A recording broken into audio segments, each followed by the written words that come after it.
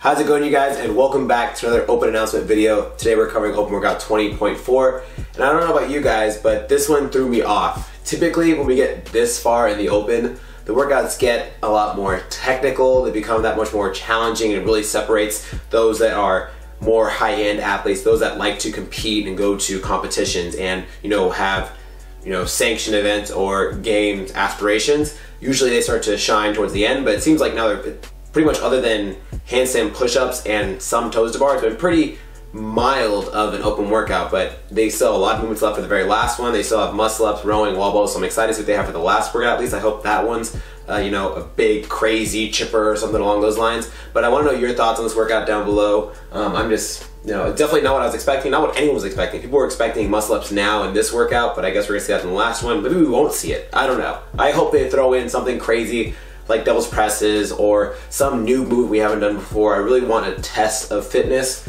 versus just the traditional CrossFit programming. I don't know, let me know what your guys' thoughts are.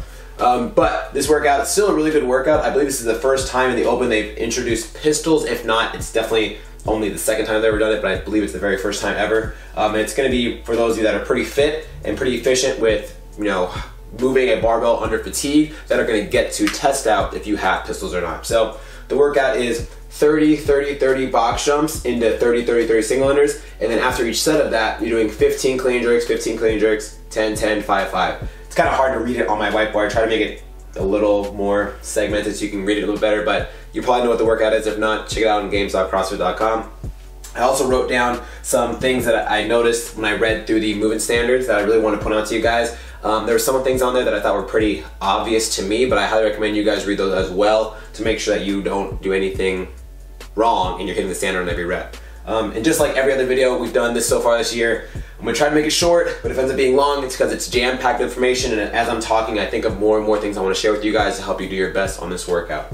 So the first thing is that you're not allowed to angle the box. I've taught some of my athletes in the past that if you go to the box at the corner instead of facing it head on, it's a little bit easier to clear your feet onto the box. I think that's how pretty much a lot of our athletes stepped up last year for the workout that had the overhead lunge and the box step-ups and the strict handstand push-ups in it. I don't know if that was allowed last year, but it's not allowed this year. So you're not allowed to do that. You have to face the box, parallel to it.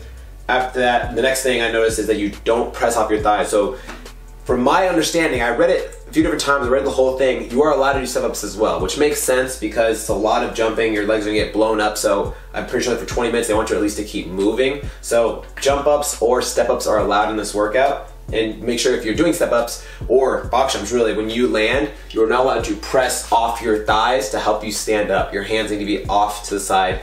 So make sure you're not doing that. I know a lot of people do that naturally as a habit. Don't do that this time.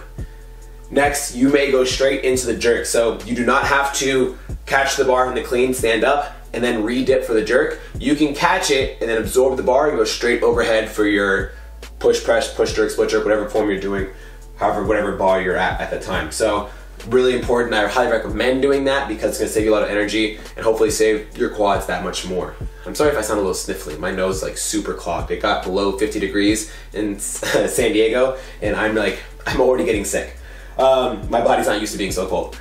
75 always year round is my kind of temperature. Anyways, the last big movement standard that I noticed was hold on. You're not allowed to hold, no, excuse me. You are allowed to hold on to your foot during these pistols. So if you do get that far and you are someone who likes to hold on to your foot and then go down in your squat, that is permitted.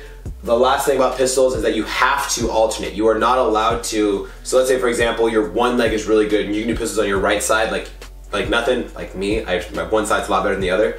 But let's say you do your right side and it's good, do your left side and you fail, you cannot just skip that and do the right side, count that as rep 2, then miss your left one, do your right one, count as rep 3. You have to alternate your legs and count that rep before you can move on to the next side. So if you keep missing or not able to hit depth on your left side, you have to keep attempting that leg until you get that good rep and then you can move on to the next leg. That makes sense. So you cannot just favor one side the whole time. Now, diving into mobility. This one, not super mobility intensive in my opinion because it's a clean and jerk. A lot of people can get away with clean jerks if you're not very mobile. Box jump, you don't need a lot of mobility to do box jumps, but there are certain areas I want to focus on, make sure they feel good so that way you're able to move through these movements as efficiently as possible. So first one being shoulders. It's gonna be a lot of overhead, a lot of locking out that bar and being nice and stable and showing control at the top. So make sure the shoulders are nice and warm and they feel really loose. Do any kind of banded pec stretch. Make sure if you're someone that does have really tight pecs because you're at a desk all day for work or you commute a lot, open up your pecs. That'll naturally help open up your back. And then make sure you are getting your shoulders down and back the entire time. You're warming them up so that way you're able to get overhead. So I would probably pair this up with some kind of pec stretch and then some kind of back strengthening exercise. So I'd probably do a banded pec stretch, opening up my pecs, and then I would take the band and tie it on the rig at the height of my face, and I would do face pulls. I would then pull it to my forehead and then come back in nice and slow, so that way I'm opening my chest and tightening my back, putting my shoulders into alignment.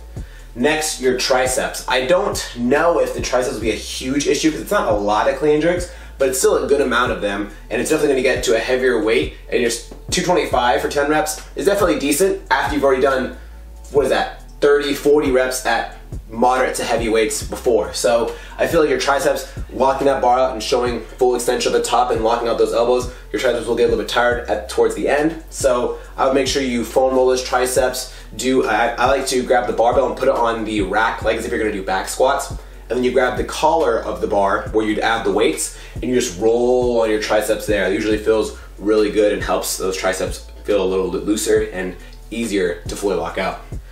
Next, your hips, no brainer, a lot of jumping, and you're gonna catch in a kind of like a dip or a squat position, so you wanna make sure your hips feel really good for that. Also, if that bar doesn't get heavy enough, you'll probably do lots of squatting as well. I know that I probably won't be power clean 225 once I get to that weight after doing all of those reps, or maybe I will, I don't know, but I wanna make sure my hips feel good, so that way if I do need a squat, it's definitely an option in my arsenal. So make sure those hips feel good. You can get below parallel in a squat very easily. Not that you have to get below parallel, but in case if you do need to dive under that bar and catch in a full squat, again, you can do it.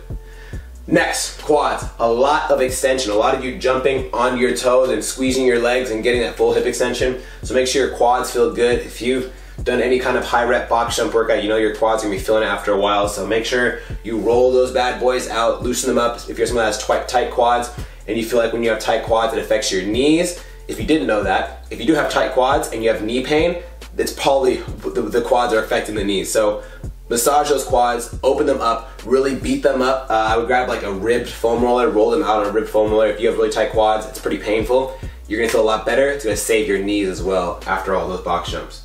Next, focusing on your calves and ankles. So two things I want you to do for this. First, focusing more towards your calves. I'd grab that ribbed foam roller, again, the bumpy one, or any kind of dense foam roller, and massage your calves for a couple minutes on each side. Make sure you really get in there. A lot of people I see don't really give a lot of attention to their calves, and the calves get really tight from wearing uncomfortable shoes for work or heels or whatever you're wearing. A lot of people don't wear very optimal shoes for work. You have to wear very fancy dress shoes, which aren't very optimal for being in all day long. So massage those calves first.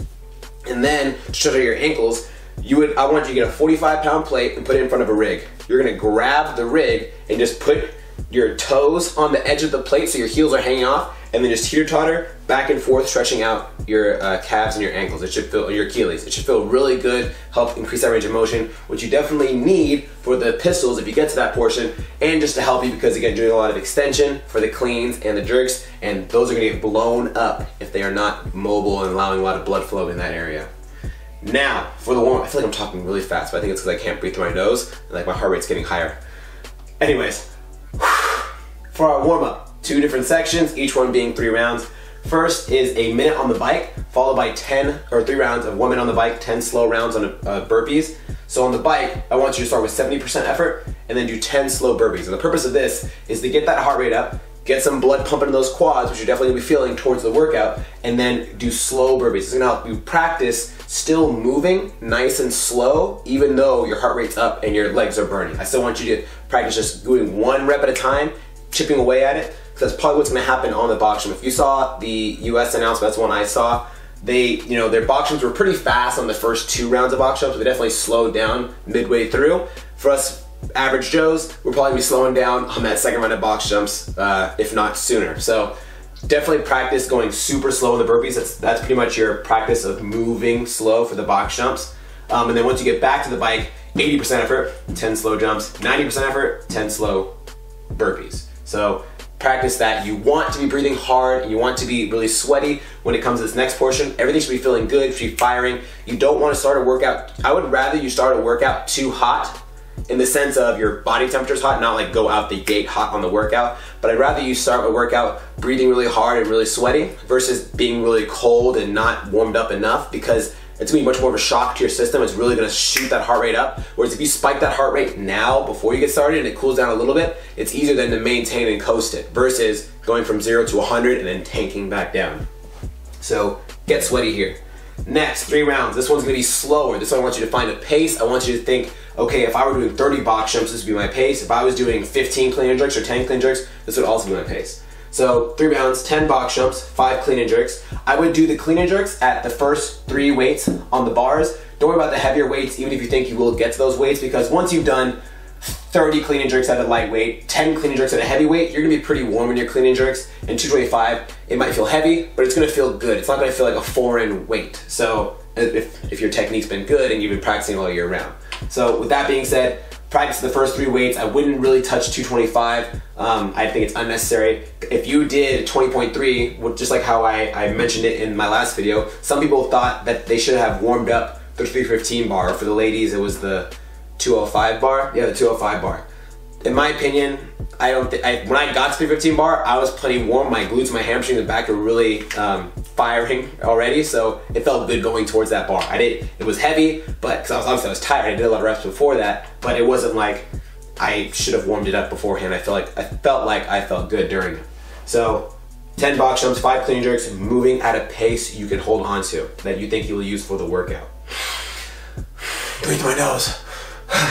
Next, movement efficiency. So, beautiful clean and jerks. Do not let yourself get sloppy. Do not move horribly on these clean and jerks. I know a lot of people just grip and rip their clean and jerks. They just bend over the hips and bring their chest towards the floor. They pop it up and they look really ugly, but they get to that full extension at the top and it counts as a good rep.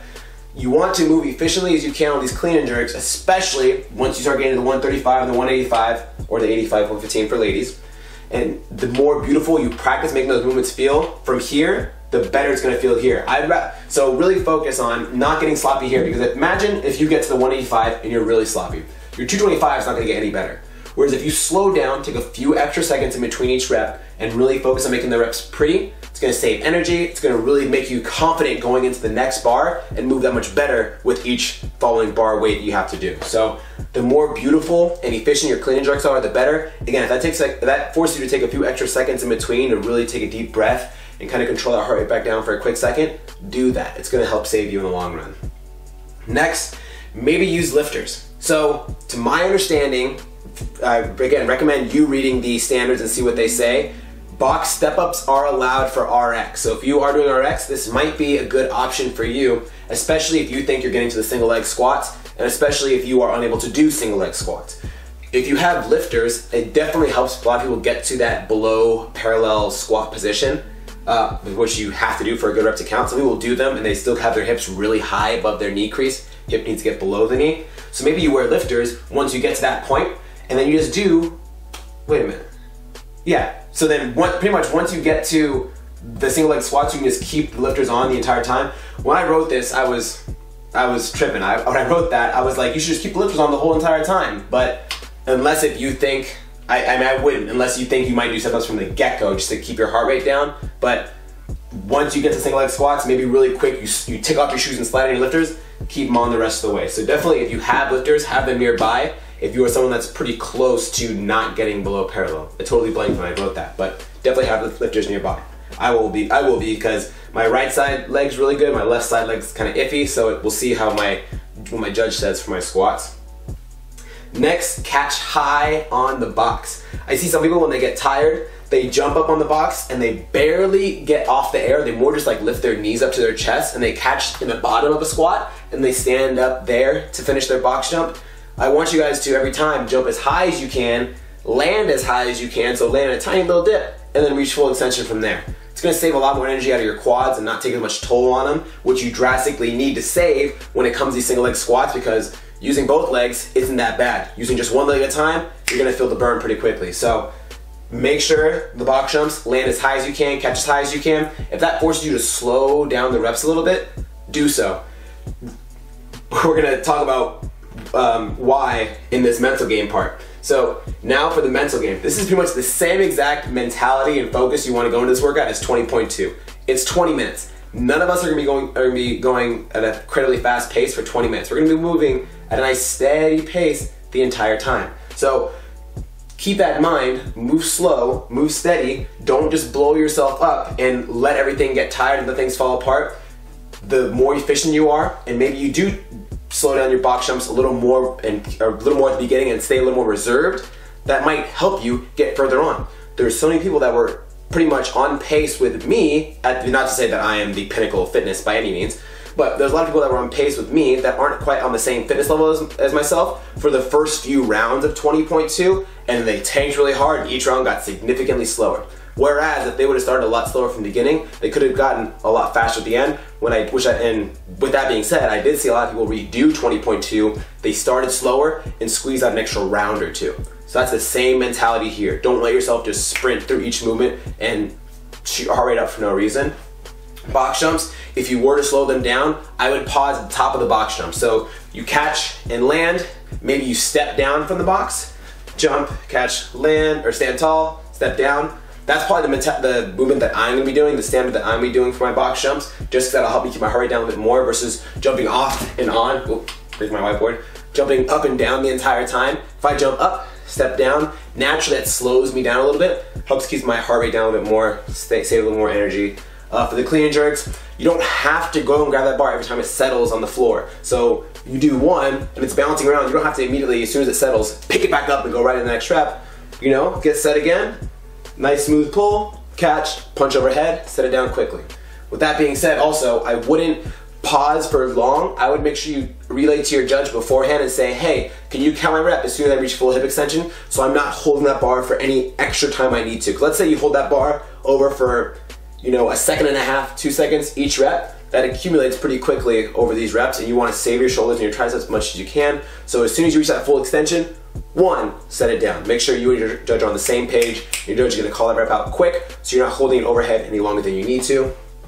Pistols, like I said, it's only one leg at a time. It's going to be rough. Slow. Make sure you're in control. And with movement efficiency for those pistols, how I like to do them, for my ankle mobility, I have tight ankles. A lot of us do. A lot of us struggle getting our knee really far past our toe to be able to do a nice full depth pistol and still stay on our heels. Try to keep your butt driving towards your heel, but shove your knee forward and bring your chest towards that knee as well. Practice that. See how that feels, because that's typically how I do pistols. A lot of people just drop their torso forward from the get-go and they just get really far on the toes and they shove the knee so far forward that they can't get their hip below their knee itself. So again, once you're balanced on one leg, hip goes back and down towards the heel as the knee and the chest go forward, and that usually helps you stay balanced in the bottom of that squat. Now, last thing I want to talk about for mental game especially is don't let yourself get sloppy, which I brought up here a little bit. The more efficient you are, the more pretty all your reps look, the more you're able to stay in control and keep your heart rate down and, you know, look like the workout's not beating you up, but you're actually getting work done, is gonna help you get that much farther in the workout. It's pretty much the same exact mentality as 20.2. It's a 20-minute workout. It's by no means a short workout. You wanna make sure you're pacing yourself, and it's not how the first 10 minutes of the workout look, it's how the last 10 minutes of the workout look. That's really gonna determine how far you get. Anybody can sprint the first 5 minutes of workout. When everyone's at 100%, everyone can go and stay on a really crazy pace, but then depending on how good your aerobic conditioning is will determine how the other 15 minutes look. So in my opinion, what I'm going to tell a lot of my athletes is go slow out the gate, and then how consistent can you be?